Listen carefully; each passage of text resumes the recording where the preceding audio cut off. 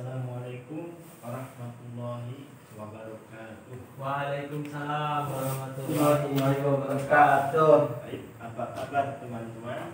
Alhamdulillah. Baik. Alhamdulillah. Luar biasa. Allahu Akbar. Ayo ulang. Apa kabar teman-teman? Alhamdulillah. Luar biasa. Allahu Akbar. Ini baru teman-teman. Pada malam yang suci ini, pada kesempatan kali ini saya akan berbagi tentang ilmu mata pelajaran Al-Quran dan Hadis yang bertemakan berkompetensi dalam kebaikan. Apa itu kompetensi? Kemampuan. Skill. Saya Apa itu? memiliki kemampuan. Kurang tepat ya. Kompetensi kayak seperti lomba. Kemampuan. Kompetensi. Kompetisi Ya, kompetensi. Ya, berlomba-lomba berarti artinya berlomba-lomba dalam kebaikan. Atau dalam kata Qur'annya fastabiqul khairat. Nah, ini ada dalilnya dalam Quran surat Al-Baqarah ayat 148. Baik, bisa dibacakan pada saudara Firdus. Semuanya, Pak. Ya, ayatnya aja. Bismillahirrahmanirrahim. Wa likulli wijhatun huwa muwalliha fastabiqul khairat aynama takunu ya'ti bikumullahu jami'a innallaha ala kulli syai'in qadir. Sadaqallahul azim. Terima kasih Firdus. Coba pada saudari. Artinya, dan setiap umat mempunyai kiblat yang dia menghadap kepadanya, maka berlomba-lombalah kamu dalam kebaikan. Di mana saja kamu berada, pasti Allah akan mengumpulkan kamu semuanya. Sungguh Allah Maha Kuasa atas segala sesuatu. Baik, Quran surat Al-Baqarah ayat 148. terima kasih saudara Dwi dan saudara Firdus. Baik, kita ambil kata fastabiqul khairat. Fastabiqul khairat artinya berlomba-lomba dalam kebaikan. Maka kita hidup di dunia ini sebetulnya bukan untuk berlomba-lomba dalam gaya hidup, bukan berlomba-lomba dalam soal kepintaran, dalam harta ataupun yang lainnya, perkara-perkara duniawi. Kalau kita balik lagi, kita renungkan lagi bahwa kita hidup di dunia ini bukankah kita untuk ibadah kepada Allah? Iya. Ada dalam Quran surat Al-Zariyat, di situ dikatakan, tidaklah aku ciptakan jin dan manusia melainkan hanya untuk ibadah. Itu. Jadi tujuan kita hidup di dunia ini adalah untuk ibadah kepada Allah. Baik, berlomba-lomba dalam kebaikan. Sudah disebutkan, berlomba-lomba dalam dunia, perkara duniawi, gak ada gunanya, gak ada manfaat.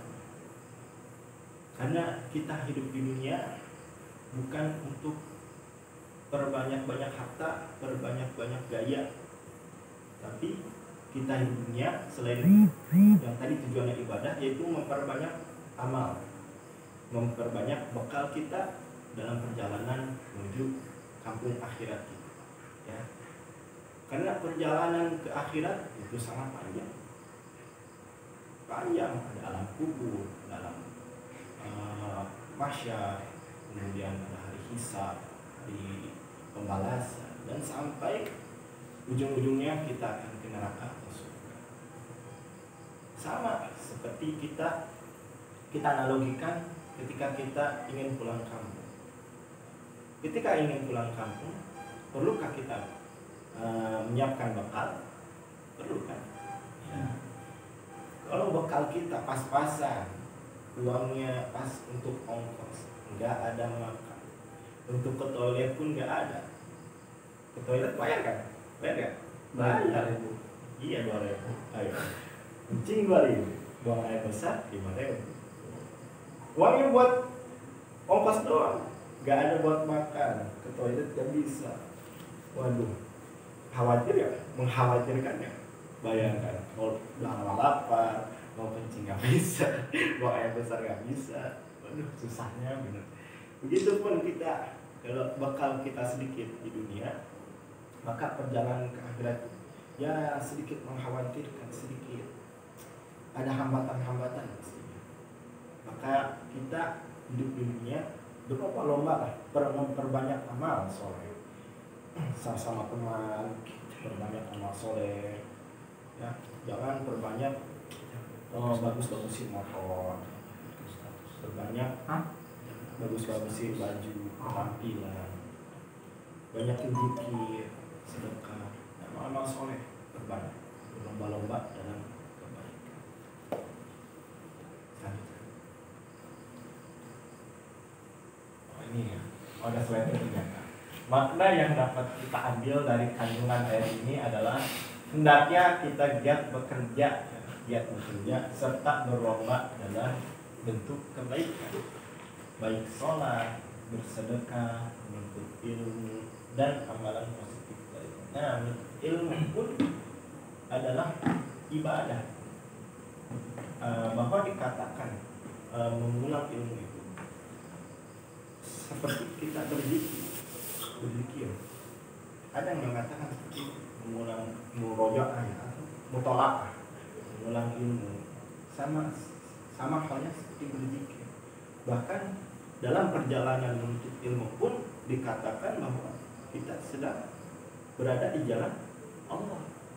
Maka menuntut ilmu bisa dikategorikan berjihad di jalan Allah.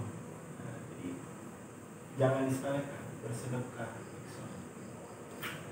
Kita harus berkompetensi dalam melakukan hal-hal yang positif. Jadi yang negatifnya dikurangin, ya. Perbanyak amal, kegiatan-kegiatan yang positif.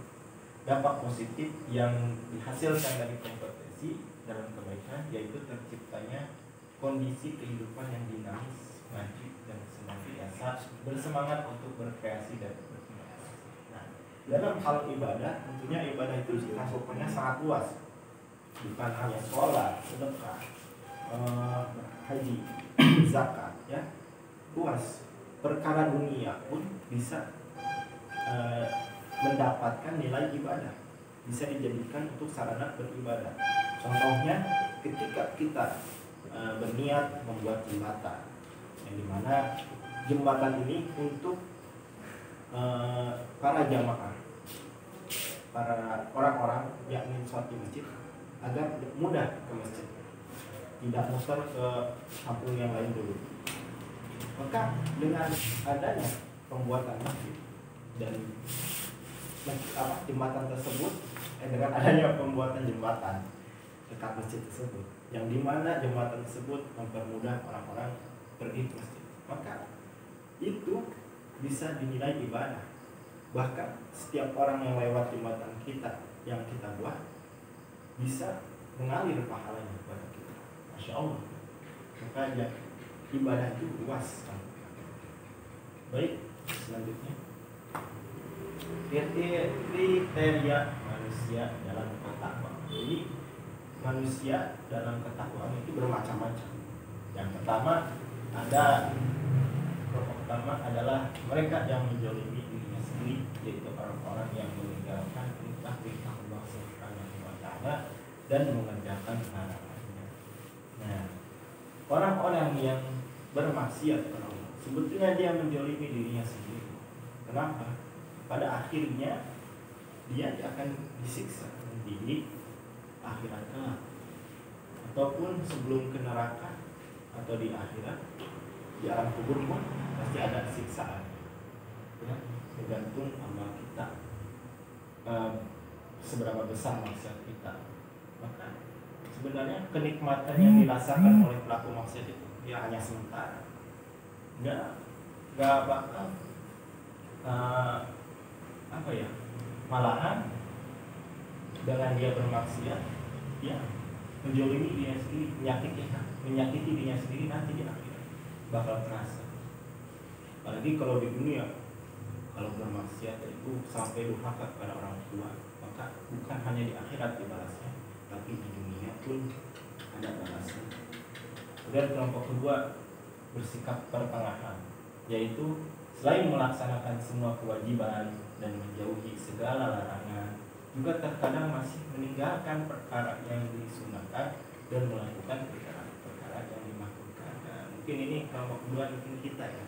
Kita ini kadang hanya melaksanakan kewajiban, sholat zuhur, sholat asar, zakat, haji, berpuasa Ramadan, tapi kadang sunnah-sunnahnya tidak dilakukan. Misalnya kita hanya sholat zuhur aja, sholat sunnah qobliyah enggak, enggak. Ya memang ada mungkin sholat zuhur yang dilakukan, sunnah qobliyah yang dilakukan, tapi masih melakukan hal-hal yang makruh. Ada ya, kelompok pertengahan. Dan kelompok ketiga yaitu mereka yang bersikap segera mungkin ya, melakukan kebaikan dengan izin Allah Subhanahu wa taala.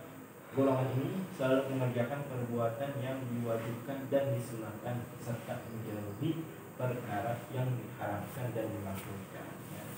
Kelompok ketiga ini orang-orang yang dalam kehidupannya selalu diisi dengan ibadah, nilai-nilai positif, ya. Hal yang wajib dan sunnah pun dilakukan, menjauhi larangan-larangan Allah Subhanahu wa taala. Dan itu semua atas izin Allah Subhanahu wa taala. Luar biasa. Kemudian selanjutnya, nah, ada hadis tentang bersegera melakukan amal soleh. Ayo, saudara Dik, masih baca hadis. Badiru bil a'mali fitanan kakitol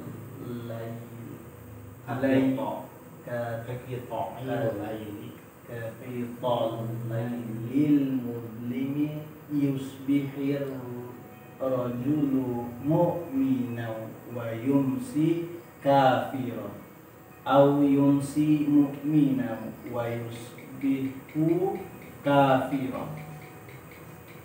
Nah, yabi'u dinahu bi'arosin bi'arodin minad dunya. Baik, saudara Firas, boleh dibaca. Yang artinya bersegeralah melakukan amalan soleh sebelum datang fitnah atau musibah, seperti potongan malam yang gelap.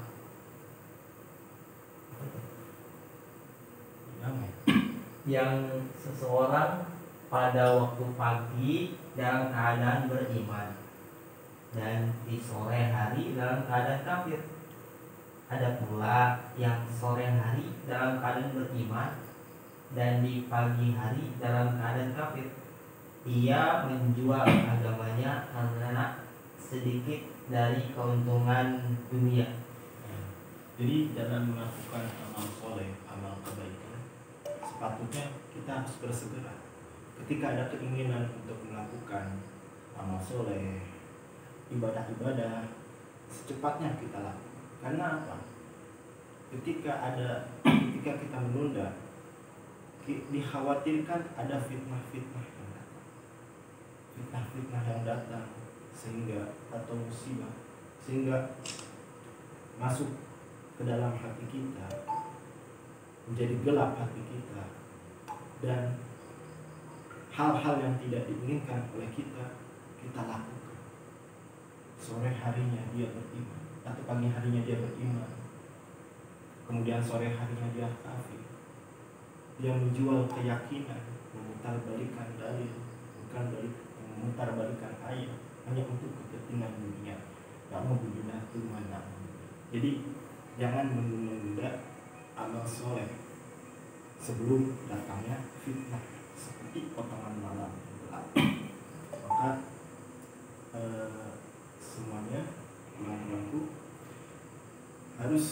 sesegera mungkin dalam melakukan amal soleh, jangan ditunda-tunda. Baik, mungkin sampai di sini ada yang bertanya.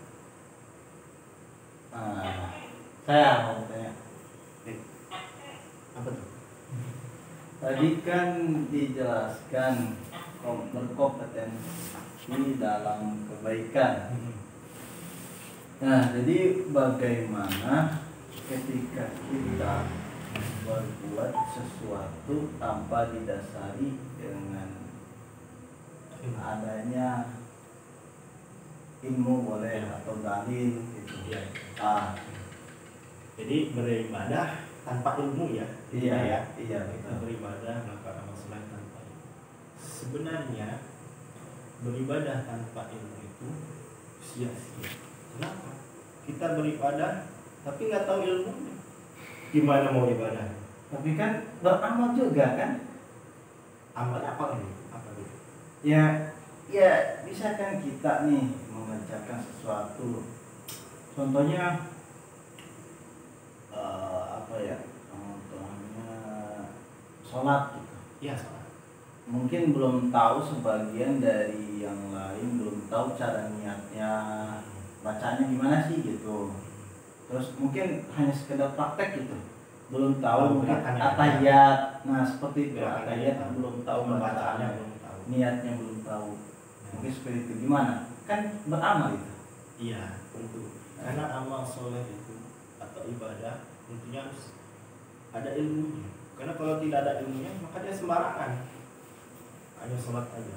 Padahal di dalam sholat tersebut ada rukun-rukunnya, ada sunnah-sunnahnya, hal yang dimakruhkan, ada hal yang di perkara-perkara yang membatalkan sholat. Nah ini, jadi ilmu beribadah tanpa ilmu itu sia-sia, dan ilmu tanpa ibadah pun sia-sia. Gak ada manfaatnya ilmu, tidak bermanfaat lah ya.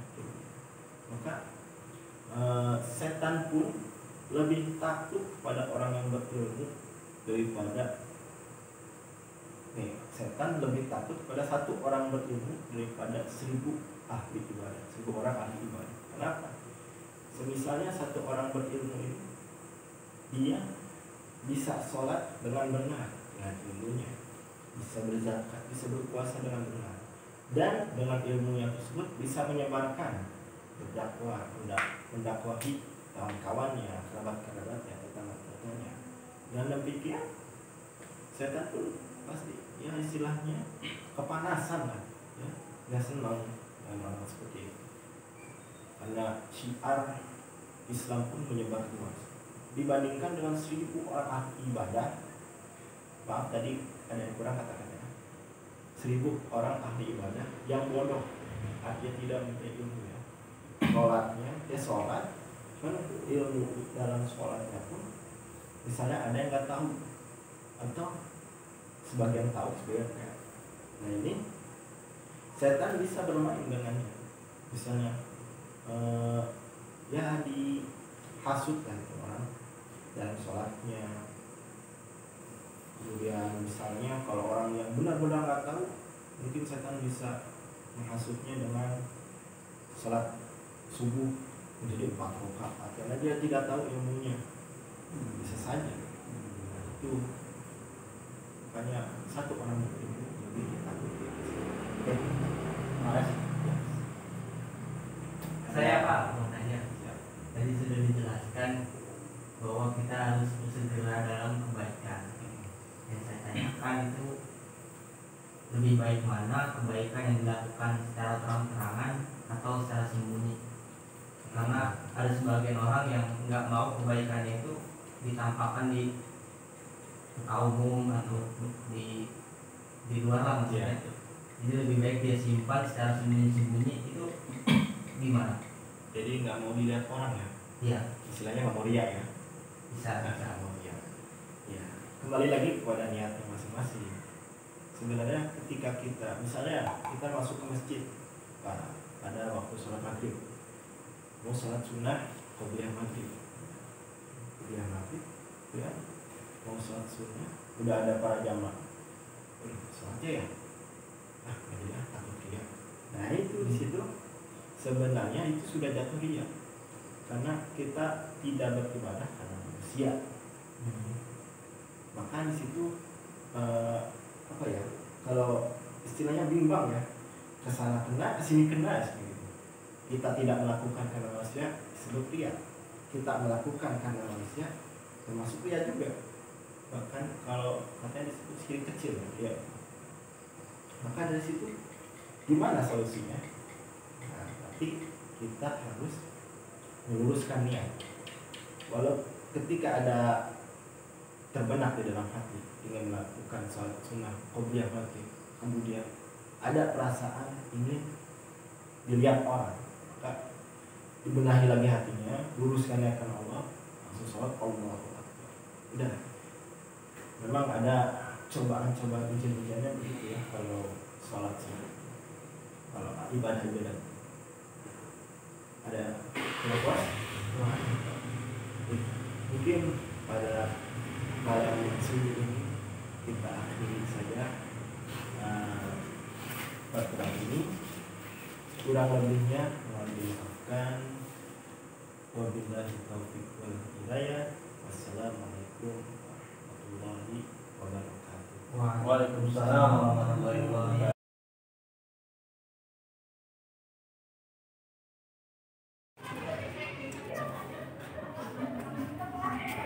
Sekarang mata pelajaran yang akan kita pelajari yaitu Al-Quran dan hadis dengan tema berkompetensi dalam kebaikan. Kompetensi apa sih kompetensi? Apa yang lomba ya?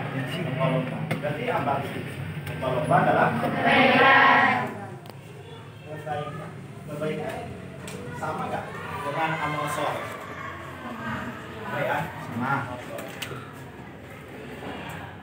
Tegang amat. Tegang. Siap. Itu. Amal kebaikan tentunya kalau dalam bahasa Arab, kalau kata Qurannya yaitu fastabiqul khairat. Sini ada dalilnya dalam Quran surat Al-Baqarah ayat 148. Yuk kita baca-baca. Masuk. Baca bareng. Sama-sama. Bismillahirrahmanirrahim. Bismillahirrahmanirrahim. Walikulli wajhatun huwa sabiqul khair. Aina takunu yahdikumullahu jami'a. Innallaha ala kulli syai'in qadir. Coba. Siapa sih namanya? Siapa namanya? Angel, baca Angel. Sok milih yang tertentu. Bisa. Maka berlomba-lombalah kamu dalam kebaikan. Karena saja kamu berada, pasti Allah akan menunjukkan kamu semuanya. Sungguh Allah Maha Kuasa atas segala sesuatu. Berlomba-lomba, kita ambil kata berlomba-lomba dalam kebaikan. Kita hidup di dunia ini tujuannya untuk apa sih? Ada yang tahu nggak? Tujuan untuk apa? Menjalankan Menjalankan perintah. Untuk puasa.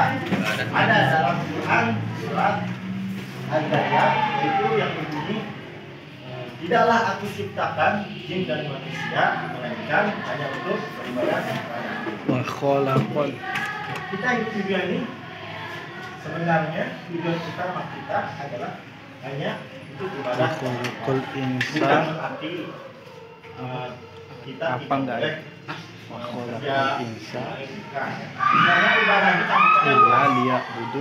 bukan hanya sholat, sedekah, zakat. Coba sebutkan contoh ibadah. Kereket hati.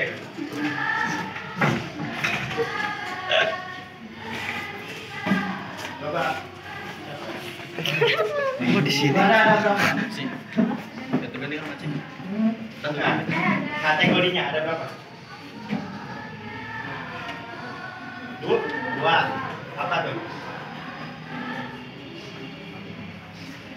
Ibadah makro sama ibadah makro. Ibadah makro ini mencakupi ibadah-ibadah yang wajib di dalam rukun Islam. Coba rukun Islam apa enggak? Sebutkan. Satu apa?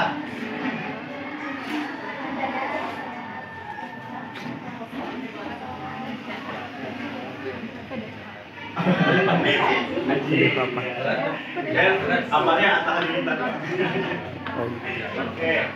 Terus ibadah ghairul makro mencakupi ibadah yang sunnah-sunnah.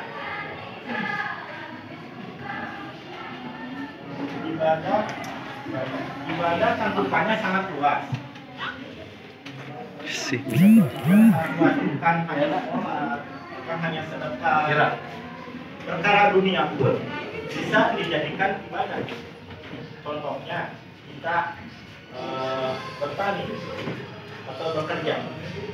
Kalau kita niatkan untuk bersedekah atau menafkahi, istilahnya membagi hasilnya kepada orang tua, bisa kita nilai itu sebuah ibadah. Jadi jika kita kerja bisa dinilai ibadah. Hebat ya, satu gampang. Perkara dunia yang lainnya apa? Contohnya kita berniat membuat jembatan yang dimana tempat yang akan dibuat jembatan ini istilahnya ada masjid. Maka kalau kita buat jembatan, kalau kita nilai membuat jembatan itu perkara dunia, tapi kita niatkan membuat jembatan agar mempermudah orang-orang yang dari seberang untuk ke masjid, maka bisa dinilai bahkan setiap orang lewat jembatan yang kita buat, pahalanya ngalir walaupun kita sudah meninggal. Kita hidup dunia bukan untuk berlomba-lomba dalam pintar-pintaran, dalam banyakin motor, pulang, gaya hidup mewah-mewah. Itu hal yang sia-sia, nggak ada gunanya. Kalau kita berlomba-lomba dalam amal kebaikan, bukan apa ya, impactnya bermanfaat bagi diri kita sendiri. Karena kita hidup di dunia ini untuk apa? Ibadah. Dan hidup di dunia ini untuk mempersiapkan apa? Bekal dalam apa? Untuk perjalanan ke akhirat. Kalau kita pulang kampung saja tidak menyiapkan bekal, coba bayang gimana susahnya dalam perjalanan. Kos pas-pasan, buat makan pas-pasan, apalagi pulang buat makan, nggak ada buat makan. Mau kencing aja sekarang udah bayar 2.000. Nah, coba kalau kita mau kencing nih, uangnya 5.000. Nggak ada kembaliannya. Kata siapanya, ya udah kencing lagi. Benar kan?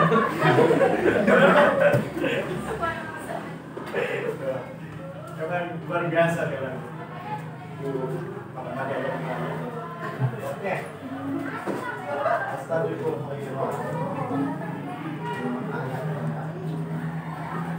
Maka yang dapat kita ambil dari kandungan ayat ini adalah hendaknya kita giat bekerja serta berlomba dalam segala bentuk kebaikan, baik sholat, bersedekah, berzikir, dan amalan positif yang lain.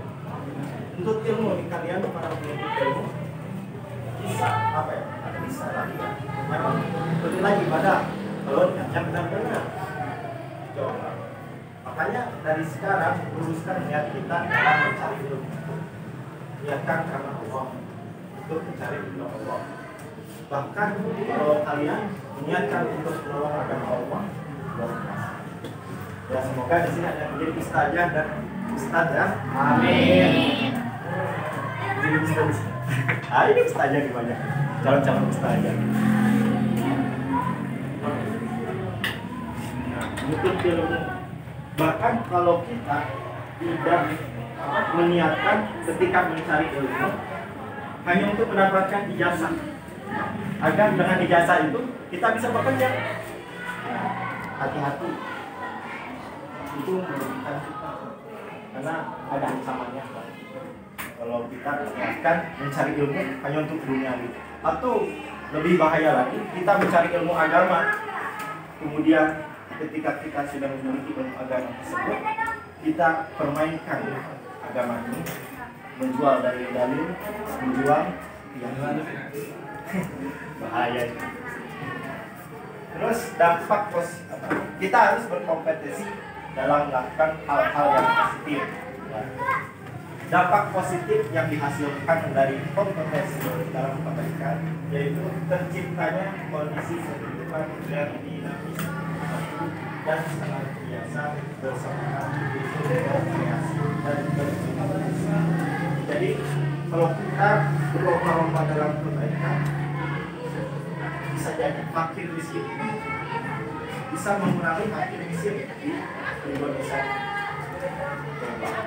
Dari sekian banyaknya warga Indonesia berlomba-lomba dalam kebaikan, zakat, sedekah, mungkinkah makin miskin bisa berkurang? Bisa. Tapi nyatanya, realitasnya ada orang-orang yang telah mencapai ukuran untuk wajib perjakannya, tapi tidak mengeluarkan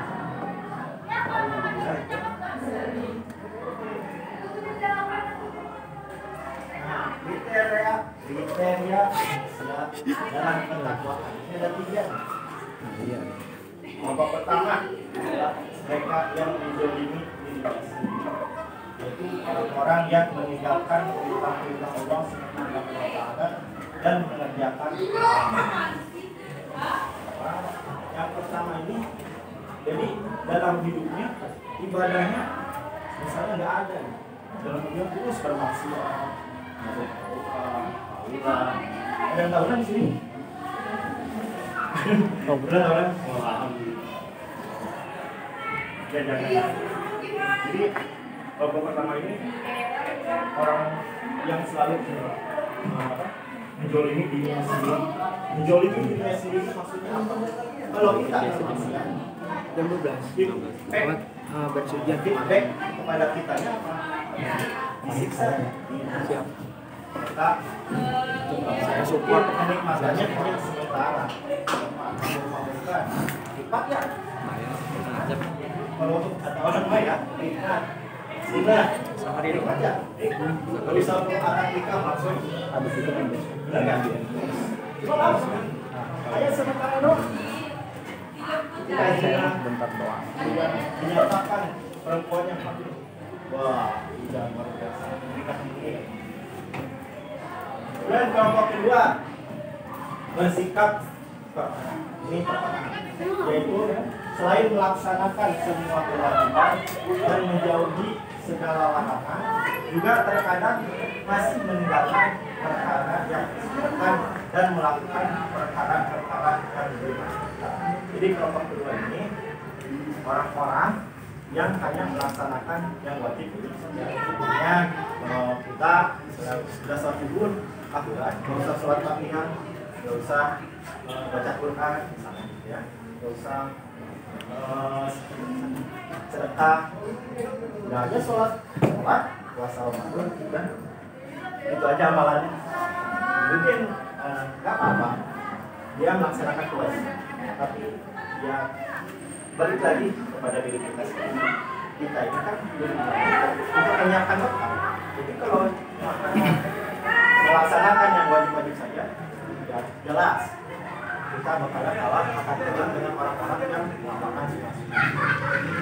Dan kelompok yang ketiga, yaitu mereka yang bersikap segera melakukan kebaikan-kebaikan.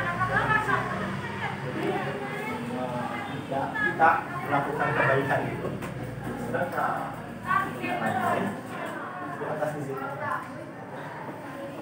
Golongan ini selalu mengerjakan perbuatan yang diwajibkan dan disunahkan serta menjauhi perkara yang diharamkan dan dimakruhkan. Jadi kelompok ketiga ini semua amal ibadah, ya, amal soleh, dilakukan yang wajib, sunnah, dan menjauhi yang dilarang oleh Allah. Kriteria siap dalam takwa. Ada pula hadis tentang bersegera untuk melakukan amal soleh. Jadi ketika ingin melakukan amal soleh, jangan ditunda-tunda. Kita semua tahu walaupun kadang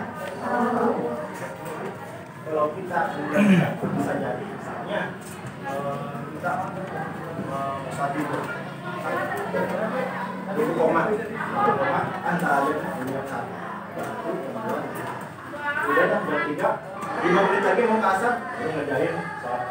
Coba bayangkan sebelum sholat dulu saya sebelum sholatnya jam 3 jam 2 nya meninggal benar-benar dalam beramal soleh atau mau bersedekah untuk kaya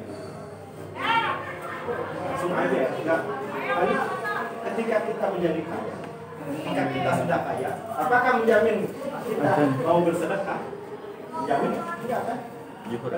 Malah ketika kita telah gaya hidupnya macam naik yang semangat untuk gaya hidup. Oke, bersegeralah melakukan amal soleh.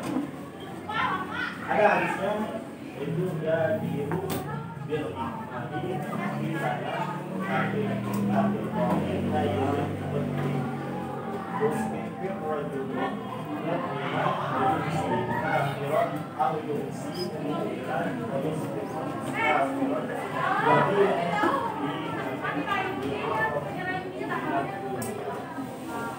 baik, coba baca.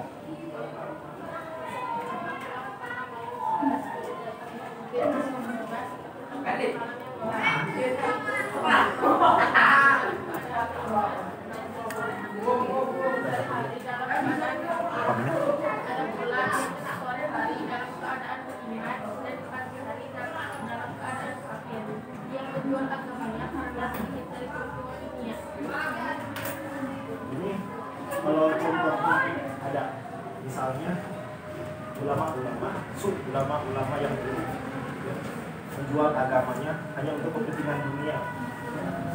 Misalnya ada dari pemerintah ingin menghalalkan zina dan meminta mendatangi seorang misalnya kemudian untuk memberikan fatwa, memberikan pendapat bahwa zina itu bisa dibenarkan misalnya. Dan ulama tersebut menyetujuinya dan melakukannya, memutar balik dalil sehingga keluarlah fatwa bahwa misalnya zina itu dibolehkan dengan ukuran segini misalnya. Ini menjual agama, menjual keyakinan. Pagi harinya dia beriman, sore harinya dia kufur. Sore harinya dia beriman dan pagi harinya bisa jadi dia. Maka dia akan ditunda-tunda kalau amal soleh. Terus beramal soleh, terus berlomba-lomba dalam kebaikan. Karena berlomba-lomba dalam perkara duniawi gak ada ujungnya, gak ada untungnya, gak ada manfaat. Baik, mungkin pertemuan kita pada hari ini begitu saja. Jika ada salah-salah kata, mohon dimaafkan. Semoga bermanfaat untuk adik-adik semua. Wabillahi taufiq wal hidayah. Wassalamualaikum warahmatullahi wabarakatuh. Waalaikumsalam warahmatullahi wabarakatuh.